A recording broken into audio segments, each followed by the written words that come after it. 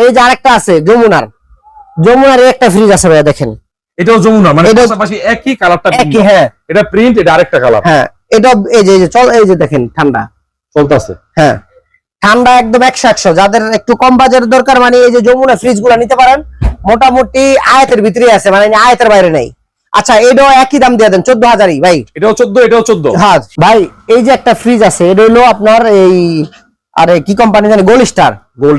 হ্যাঁ এটা একটা বেভারেজ চিলার, একেবারে পুরো ফকফকা দেখেন। ছোট একটা ফ্রিজ। এই ছোট ফ্রিজ গুলো অ্যাভেলেবেল না ভাই, যাদের দরকার, যাদের চক্ষু বাজবো যে আমার এই ফ্রিজটা দরকার, তারাই নিবো ভাই, সবাই তার নিবো না। আচ্ছা এই ফ্রিজটা 14,000 করে দেন। 14, 13 করে দেন।